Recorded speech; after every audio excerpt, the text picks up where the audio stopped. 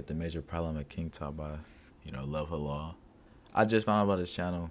I've been watching other people react to him. He has some solid content. The beauty of TikTok is the vast amount of creative outlets that one could potentially pursue in hopes of achieving that highly touted viral moment. But if you give humans one measly little inch, they gonna take that mile, gang. And with that, come on. Bro, you could do anything else. This is like a minstrel show, bro. You shouldn't want attention this bad. Satan Spawn, aka King Talk, was formed. For a quick rundown, it's essentially just really freaky TikToks. And no, I'm not even talking about those cringy street interviews like Hawk Tua. I'm talking about the really freaky stuff like cake sitting TikToks, human muzzle TikToks. Now you'll know you're on this side of TikTok. I've seen cake sitting before. Like on Twitter.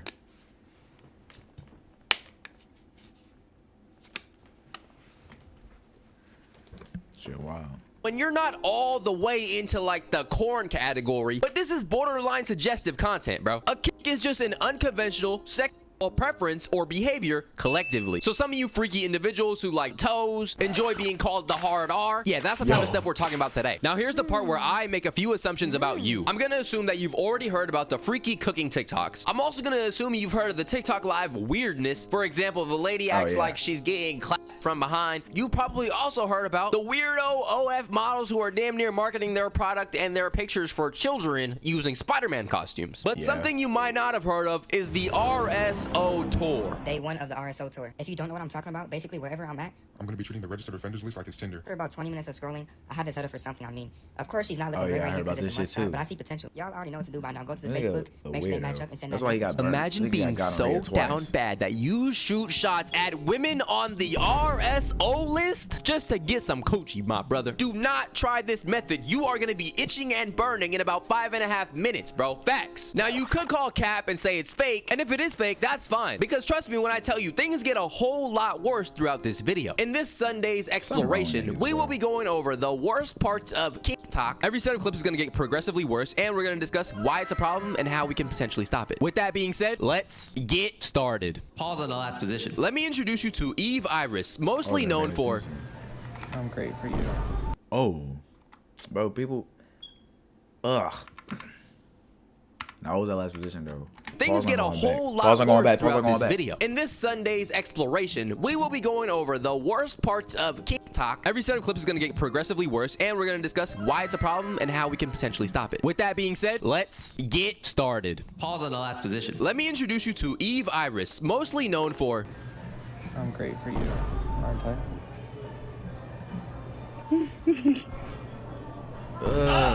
Whoa! Excuse me, bro. I did not mean to interrupt your grocery store freak-off session, bro. Y'all might as well get undressed and start... Right, you in a grocery store, nigga. Get into it right there. Matter of fact, what section is this? Is this the pasta aisle? Why are we putting fingers in our mouths in the pasta aisle? Brief intermission. Don't forget to like the video and subscribe to the channel. Bro, this nigga finger's probably dirty as fuck. Think about how dirty that nigga fingers are. Y'all in a Walmart or wherever y'all at. When he probably touched cart, something. You touched on something. Other people touched on. Don't be washing their hands and shit, bro. And according to YouTube statistics, only like 80% of y'all are actually subscribed, which is kind of a low number. So if you enjoy the videos and enjoy the channel, consider subscribing, bro. Can we boil the noodles and make our dinner and then, you know what I'm saying, get to it later? There's a chance you've seen that clip in January, but just know it does not stop, okay? It is now October, and she is still on that same type of timing. There's something else I could ride?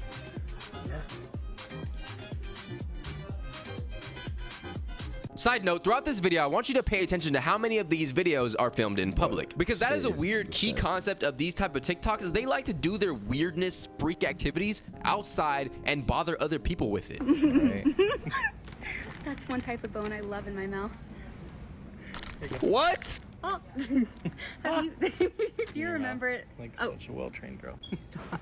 We are in the dog section. Let's get you a leash, boy. Just give me a leash, more like get you in a cage. Kids are in the area. Matter of fact, other grown adults are in the area who do not want to be a part of your weirdo fantasy experience. Like, I would not be judging Actually, I would be judging. But if this was in private in the comfort of your own home, bro, it's cool, I guess. Like, do what you gonna do. Put that man in a leash and a collar. You get what I'm saying? If it's in the comfort of your own home, who am I to judge, right? Now, some other weird forms of content are like the egg yo, weird face, baby acting, age regression thing. Acting like a child in general as a grown adult is something I will never understand. The fact that you're getting off to acting like that is borderline like EDP activity, bro. But I will say one thing about this acting like a baby thing, age regression in general can be a trauma response to certain different traumatic experiences. And so since some people are genuinely age regressing, not in a weird way, but just, you know, how they respond to trauma and such, knowing that other people will take advantage of people's coping mechanisms is downright disgusting. It's like trying to take advantage of a disability in a sense. Now, some people have already covered this video topic in general, but something that they do fail to recognize at times is this weird form of chiropractor content. Why are we saying goddamn in the beginning of a cracking session? Is this professionalism? I don't know. Oh my gosh. Nice. Lord have mercy, I'm about to... Is that Miss Trigger happy? Like, okay, why are we getting these sound effects, bro? Aside from that, you could say this is a regular standard procedure, I guess. I don't know. Actually, chiropractors, if you're a chiropractor watching this video, let me know. Is that regular standard procedure? I don't know. That's the thing with this type of content. A lot of it is like they're barely just like edging it, you know? Just keep edging. It's saying best crack in town as the caption. Oh, and by the way, this is an actual chiropractor, I believe, right? Let me click. 4.8 million followers, Dr. Alex. So this video right here is filmed by Dr. Cracks, all right?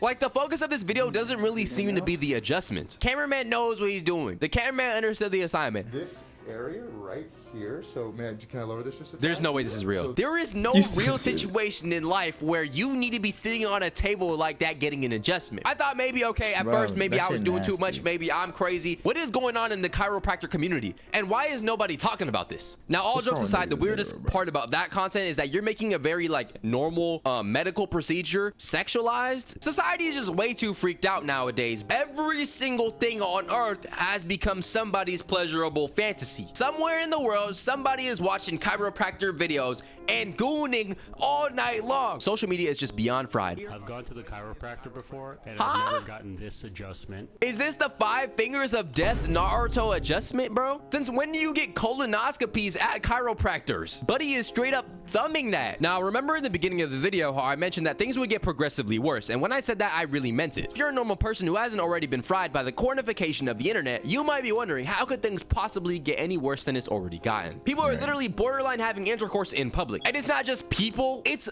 companies. I got on some vibrator panel, right? And I got the fucking remote.